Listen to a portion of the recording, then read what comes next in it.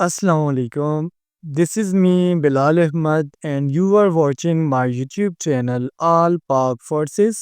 Students बहुत ज़्यादा candidates और मेरे स्टूडेंट्स ऐसी थी आज वो मुझे कह रही थी सर इंग्लिश के ऊपर एक डिटेल वीडियो बनाएं जिसमें आप में समझाएं कि कौन कौन से टॉपिक से हमारे एमसीक्यूज आएंगे। तो आज की वीडियो आप लोगों के लिए बहुत ज़्यादा इम्पोर्टेंट है। सो वीडियो को एंड तक लाजमी से देखना। सो चले आइए अपने वीडियो को स्टार्ट करते हैं। फर्स्ट ऑफ ऑल तो ये वो टॉपिक्स हैं जिससे आपका पेपर आता है।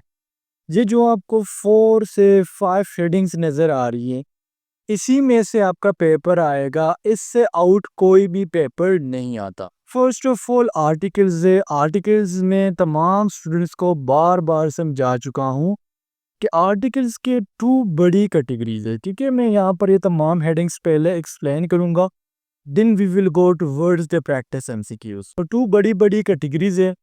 एक होते हैं डेफिनेट आर्टिकल जिसमें आपका आर्टिकल दा शामिल है, और दूसरे होते हैं इनडेफिनेट आर्टिकल जिसमें आपके 2 आर्टिकल्स है, मींस आर्टिकल ए और आर्टिकल एन। सिंपल सा तरीका ये है, जब भी कोई चीज़ आपको स्पेसिफिक दी जाए जो यूनिक हो, जो दुनिया में उसका कोई डुप्लीकेट ना हो, सो वहाँ पर हम द यूज़ करते हैं। जिस तरह the sun, the moon, the holy Quran, the oceans, the river. और अगर हम ए और एन की बात करें, सो ए और एन आप वहाँ पर यूज़ करते हो जहाँ पर आपको सपोज करिए मैंने कहा ये ए है और ये एन है, जहाँ पर आपको कोई नाउन दिया जाए और ये जो नाउन हो ये सिंगुलर हो और काउंटेबल हो, से या तो ए यूज़ करेंगे या एन यूज़ करेंगे। ए तब यूज़ करेंगे जब वर्ड कॉन्सोनेंट से स्टार्ट हो, एन तब यूज़ करेंगे जब वो वोवल से स्टार्ट हो। ठीक है, वोवल आपको पता है 5 ए, ई, आई और यू के 5 वोवल्स होते हैं। सपोज करें मैंने कहा she bought blank umbrella from the market. अब आप मुझे बताएं अम्ब्रेला ये नाउन तो है, सिंगुलर भी है, काउंटेबल भी है। सो इट्स मीन द का यूज़ तो नहीं करेंगे बिकॉज कोई स्पेसिफिक अम्ब्रेला है नहीं। सो ए और एन में से एक चूज़ करेंगे। अब आप मुझे बताएं जब आप अम्ब्रेला को प्रोनाउंसिएट करते हो कॉन्सोनेंट साउंड प्रोड्यूस होता है या फिर vowel? So definitely your answer will be vowel. So that's why यहाँ पर हम आर्टिकल एन यूज़ करेंगे। आते हैं प्रीपोजिशंस की तरफ। सो प्रीपोजिशन का जो टॉपिक है ये थोड़ा सा लेंथी है। इन शॉर्ट मैं आपको इतना बता दूं कि अगर प्रीपोजिशंस को सीखना चाहती हैं तो इसके लिए आपको यूट्यूब पर सर्च करना पड़ेगा preposition types and its uses. अब बास प्रीपोजिशंस ऐसे होते हैं, जिस तरह अगर मैं बात करूं प्रीपोजिशन इन की, तो जैसे हम कहते हैं कि हमारे पास प्रीपोजिशन ऑफ टाइम है। जिस तरह अगर मैं कहूँ ही वॉज बोर्न इन 2001। इसके अलावा और भी प्रीपोजिशंस है जिसे हम टाइम के लिए यूज़ कर सकते हैं। मैं यहाँ पर लिख लेता हूँ, यहाँ पर मैंने 5 लिख के दे दिए, 8, ऑन, इन, सिंस, फॉर। इसके अलावा ड्यूरिंग, बाय, फ्रॉम, टू, ये भी प्रीपोजिशन ऑफ टाइम है। इसके अलावा प्रीपोजिशन ऑफ प्लेस की अगर हम बात करें तो उसमें in, on, at, under, over, between, behind, near. जिस तरह अगर मैं कहूँ the book is on the table, तो यहाँ पर देखिए हमने ऑन को यूज़ किया। सो ऑन क्या है? प्रीपोजिशन ऑफ प्लेस है। इस तरह अगर हम प्रीपोजिशन ऑफ डायरेक्शन की बात करें तो उसमें towards, into, onto, along, across. इसके अलावा और भी है लेकिन ये इंपॉर्टेंट वाले हैं। जिस तरह अगर मैं कहूँ kid jumped on to the sofa.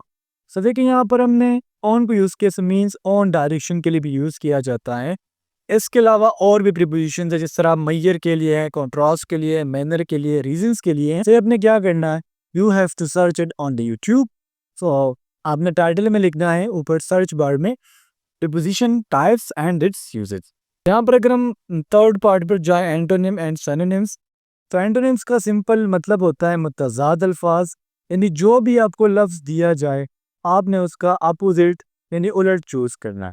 Synonyms क्या होते हैं? सिनोनिम्स मीन मुतरादिफ अल्फाज, और इंग्लिश में आप इसे सिमिलर वर्ड्स कह सकते हो। सिमिलर वर्ड्स मीन जिसकी मीनिंग सेम हो। इसके अलावा अगर हम टाइप ऑफ सेंटेंसेस की बात करें तो आप मुझे कहेंगे सर आप टेंसेस कह रहे जो 12 टेंसेस है, लेकिन मैं वो नहीं कह रहा। जो आपके सेंटेंसेस के टाइप हैं, सिंपल सेंटेंस है, कंपाउंड है, कॉम्प्लेक्स है, या फिर कंपाउंड कॉम्प्लेक्स है, सो वो आपने कैसे करने हैं इंशाल्लाह मैं आपको आगे बताता हूँ। कंजंक्शंस आते हैं। इसके अलावा यहाँ पर मैंने 2 चीज़ें स्किप की हुई हैं। The first one is active passive, and the second is your idioms. ठीक है, एडीएम्स और एक्टिव पैसिव ये भी आपने देखे हैं। अब आइए हम एमसीक्यूज को डिस्कस करते हैं।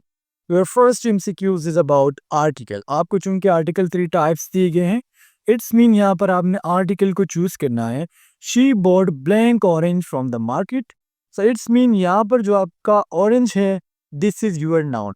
अब अगर मैं आपसे पूछूं कि यहाँ पर कोई स्पेसिफिक ऑरेंज की बात की जा रही है, तो आपका आंसर डेफिनेटली होगा सर नो सर, कोई भी ऑरेंज हो सकता है। तो जब आप ऑरेंज को प्रोनाउंसिएट करते हो ना, ऑरेंज अब क्या हो गया, नाउन हो गया, सिंगुलर भी है, काउंटेबल भी है।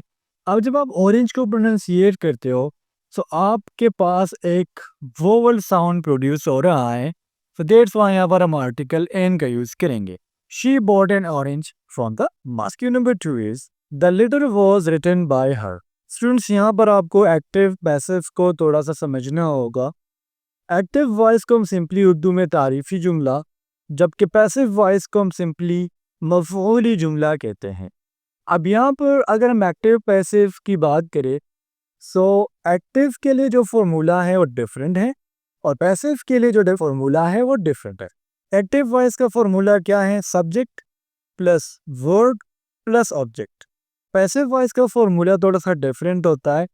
उसमें सबसे पहले ऑब्जेक्ट लगेगा, दिन आप लगाएंगे हेल्पिंग वर्ब, दिन आपको जो वर्ब दिया जाएगा उसका आपने लगाना है थर्ड फॉर्म, प्लस बाय लगाएंगे प्लस सब्जेक्ट लगाएंगे। सो ये आपका, मैं यहाँ पर लिख देता हूँ एक्टिव वॉइस और ये आपका हो गया पैसिव वॉइस। इसका स्क्रीनशॉट ले लीजिए। पैसिव वॉइस, जब भी आपने एक जुमला एक्टिव से पैसिव में चेंज करना है, सो ये बात हमेशा याद रखिएगा कि जो आपका ऑब्जेक्ट होता है, ठीक है, यहाँ पर जो ऑब्जेक्ट था ये आएगा सब्जेक्ट की जगह और सब्जेक्ट चेंज हो जाएगा ऑब्जेक्ट की तरफ।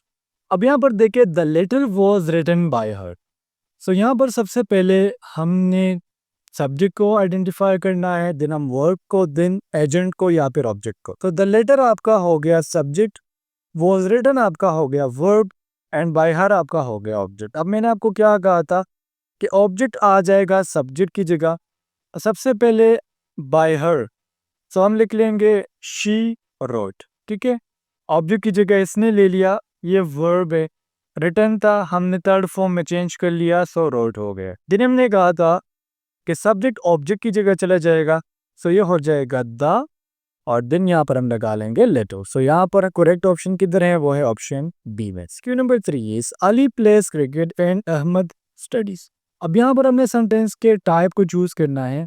स्टूडेंट्स, ये आपका कंपाउंड सेंटेंस है। कंपाउंड सेंटेंस क्यों है, यहाँ पर आपको टू इंडिपेंडेंट क्लॉजेस दिए गए हैं। अली प्लेस क्रिकेट, अली खेलता है, एक जुमला हो गया। अहमद स्टडीज, अहमद पढ़ता है। अब यहाँ पर ये कॉम्प्लेक्स कब होता, ये कॉम्प्लेक्स तब होता जब एक आपको इंडिपेंडेंट क्लॉज दिया जाता, एक आपको डिपेंडेंट क्लॉज दिया जाता। अब अगर सपोज करें मैं यहाँ से अहमद स्टडीज को हटा लो, सो अली प्लेस क्रिकेट ये हमारे पास एक कंप्लीट सेंस वाला जुमला था। लेकिन यहाँ पर मैं इसको कंपाउंड इसलिए कह रहा हूँ क्योंकि इसमें टू आपको इंडिपेंडेंट क्लॉजेज मिल रहे हैं, प्लस आपको बीच में कंजंक्शन भी मिल रहा है। सो दैट्स व्हाई ये एक कंपाउंड सेंटेंस है। कॉम्प्लेक्स तब होता जब इसमें आपको एक इंडिपेंडेंट और एक जो है डिपेंडेंट क्लॉज मिलता है, या ये टू भी हो सकते हैं, यानी जो डिपेंडेंट और इंडिपेंडेंट क्लॉजेस की तादाद है डिफरेंट हो सकती है। अब अगर मैं आपको कॉम्प्लेक्स की मिसाल जिस तरह मैंने पहले बताया, वन डिपेंडेंट इंडिपेंडेंट क्लॉज दिया जाएगा। अगर मैं कहूँ I stayed home because it was raining, so देखिए आई स्टेड होम में घर पर रुका रहा, इस सेंटेंस का क्या मतलब है, कुछ भी मतलब नहीं है। बट अगर मैं कहूँ I stayed home because it was raining, मैं घर पर इसलिए रखा क्योंकि बाहर बारिश थी। सो ये है complex. Question number 4 is mount Everest is blank highest mountain in the world. So students, यहाँ पर आपका नाउन माउंटेन है, माउंटेन से पहले एडजेक्टिव लगाया गया है हाईएस्ट। अब यहाँ पर आप मुझे बताइएगा किसी आम माउंटेन की बात की जा रही है, नो सर, स्पेसिफिक माउंटेन है। कौन सा माउंटेन है, माउंट एवरेस्ट। देश यहाँ पर हम आर्टिकल द लगाएंगे। Mount Everest is the highest mountain. Question number 5 is synonym of rapid. So rapid का मतलब होता है तेज, कोई काम जल्दी जल्दी हो रहा है। सो इसके तमाम सिनोनिम्स है, means all of this, quick, fast, speedy, ये तमाम क्या, ये सिनोनिम है ऑफ रैपिड। अगर इसके हम एंटोनिम्स की बात करते तो वो होता। Number 6 is he is fond blank music। So students बास प्रीपोजिशंस ऐसे होते हैं जो फिक्स्ड होते हैं। तो जब भी फोन का जिक्र आएगा, सो फोन के साथ हमेशा फिक्स प्रीपोजिशन लगेगा ऑफ। ये अपने माइंड में बिठा लीजिएगा। फोन के बाद कोई दूसरा प्रीपोजिशन लगाना मुश्किल है, ये इंग्लिश के रूल्स है। इसके अलावा कुछ और प्रीपोजिशंस है जिसके साथ ऑफ फिक्स रखता है, जिसमें अफ्रेड ऑफ, प्राउड ऑफ। सो ये जो प्रीपोजिशन ये फिक्स्ड होते हैं। इसके अलावा कुछ प्रीपोजिशंस और है जिस तरह interested in and good at. अब हम बाज़ औक़ात कहते हैं he is good playing mathematics, so हम करते क्या है, हम इन लगा लेते हैं। तो स्टूडेंट्स ये बात हमेशा याद रखिएगा, जब भी सब्जेक्ट्स की बात हो, चाहे वो केमिस्ट्री हो, बायो हो, फिजिक्स हो, वहाँ पर आप एट पोजीशन लगाते हैं। स्क्रीन में 7 is the car was washed bye Ali. अब यहाँ पर ये सेंटेंस आपको पैसिव में दिया गया है। देखिए पैसिव को आप सिंपली इस तरह आइडेंटिफाई कर सकते हो, इसमें आपको बाय नज़र आएगा और वर्ब का थर्ड फॉर्म नज़र आएगा। सो हमने एक्टिव में चेंज करना है। सो द कार आपका ऑब्जेक्ट है जिसमें सब्जेक्ट की जगह ली है। वॉज वॉश्ड ये वर्ब का थर्ड फॉर्म है and Ali is the agent, या सिंपली आप कह सकते हो सब्जेक्ट है।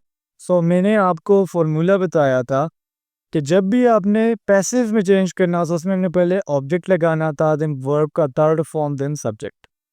लेकिन जब बात की जाए एक्टिव वॉइस की, सबसे पहले लगाएंगे subject, then verb, then object. तो यहाँ पर आपका सब्जेक्ट अली था लेकिन वो ऑब्जेक्ट की जगह पर आ गया है। तो सबसे पहले हम लगा लेंगे अली, दिन हम लगाएंगे यहाँ पर थर्ड फॉर्म, ठीक है, wash washed washed. So Ali wash the car, ठीक है, ये वॉश नहीं आएगा, ये वॉश आएगा, बिकॉज जब हम एक्टिव में चेंज करते हैं तो वहाँ पर हम वर्ब का फर्स्ट फॉर्म लगाते हैं। तो दैट्स वाई करेक्ट ऑप्शन हो जाएगा ऑप्शन है। देखिए अली लग गया, देन हमारे पास वर्ब का फर्स्ट फॉर्म आ जाएगा, देन ऑब्जेक्ट आ जाएगा। सो ऑब्जेक्ट आपका कार था, वर्ब आपका वॉश था और अली आपका सब्जेक्ट। अब इसकी number is he always speaks with honesty. अब यहाँ पर ये मैंने वर्ड जानबूझ के हॉनेस्टी पढ़ा, अलान के इसको हम ऑनेस्टी पढ़ते हैं। सो अब यहाँ पर आपने मुझे कमेंट सेक्शन में एक्सप्लेन करके देना है कि सर ऑनेस्ट के साथ हम कौन सा आर्टिकल चूज करेंगे और इसके पीछे रीजन क्या है।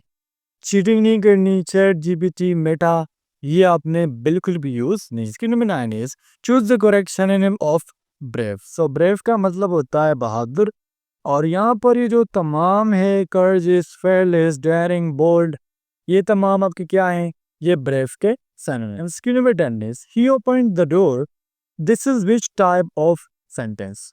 तो students he opened the door, एक इंडिपेंडेंट आपको सेंटेंस दिया गया है, उसने दरवाजा खोला। अब यहाँ पर आप मुझे बताए सिर्फ एक इंडिपेंडेंट क्लॉज है, यहाँ पर ना तो आपको टू इंडिपेंडेंट क्लॉजेस मिल रहे हैं, ना डिपेंडेंट क्लॉज मिल रहा है, ना यहाँ पर आपको कोई इंजंक्शन मिल रहा है। तो इट्स मीन ये एक simple sentence. Question number 11 is the letter was written by her.